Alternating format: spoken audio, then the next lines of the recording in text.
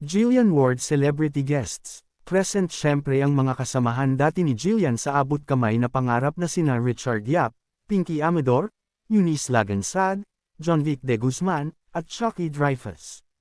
May dalang flowers ang may Ilonggo girl leading man ni Jillian na si Michael Sager, at nandoon din ang mga kasamahan sa Sparkle na sina Kylene Alcantara, Betong Sumayaw, Yasser Marta, San Agustin, Rahil Bayrie, Jessica Villarubin, at Althea Ablan na kasama ang boyfriend na si Prince Clemente.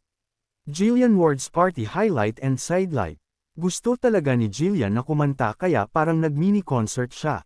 Hot and sexy daw ang star of the new gen sa mga production numbers na ginawa niya. Ito ang pinaka-highlight ng gabi. Hindi lang vocal prowess ang ipinamalas, pati ang kanyang dancing talent. Pero ang isa talaga sa aligaga at hands-on na inisikaso ang selebrasyong yun ay ang mommy niyang si Jennifer Ward. Sabi ng ilang napagtanungan namin, masama na raw ang pakiramdam ni Mommy Jennifer, pero umaga pa lang ay nandoon na raw siya sa Conrad Hotel. Kinagabihan habang nagkakasiyahan ay bumigay raw ito sa pagod. Bigla na lang itong hinimite. Nakita raw ng ibang guests ang pagkatumba ni Mommy Jennifer. Kaagad naman daw siyang nasaklolohan ng mga taga Conrad Hotel. Nakita na lang daw ng ilang nandoon na isinakay siya sa wheelchair palabas ng party. Pero wala pa kaming balita kung ano na ang lagay niya. Kinumusta ko si Mommy Jennifer Ward ngayong umaga, pero hindi pa siya nakasagot sa aking text message. Sana, okay na siya ngayon. Totoo bang nililigawan si Jillian ng isang gwapong Sparkle actor? Ayaw pang sagutin ito ni Jillian. Sabi naman niya, hindi raw niya ito ipagkakait kapag meron na talaga. Basta ako po, especially po this year, sabi ko talaga, gusto ko maging mas open, maging mas vulnerable sa mga tao, to be more honest.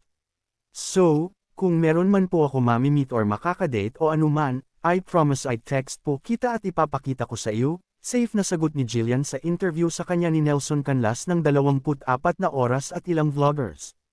Ngayong araw ang mismong kaarawan ni Jillian Ward. A true queen. Jillian Ward stuns her guests with powerful performances during her birthday celebration. Post yan ng Sparkle GMA Artist Center sa X dating Twitter, ngayong ika-23 ng Pebrero, Linggo, ng madaling araw, kalakip ang 4 na litrato. Nag-post afterwards ang Sparkle ng maikling video at ang sabi, Jillian Ward is owning the stage like a true queen. Here's a glimpse of her powerful performance during her birthday celebration. Nakakatuwa na present sa 20th birthday celebration ni Jillian ang co-star niya sa prima donnas na si Althea Ablan. Siyempre, hindi na tayo nag-expect na dadalo roon ng bida sa prinsesa ng City Jail na si Sofia Pablo.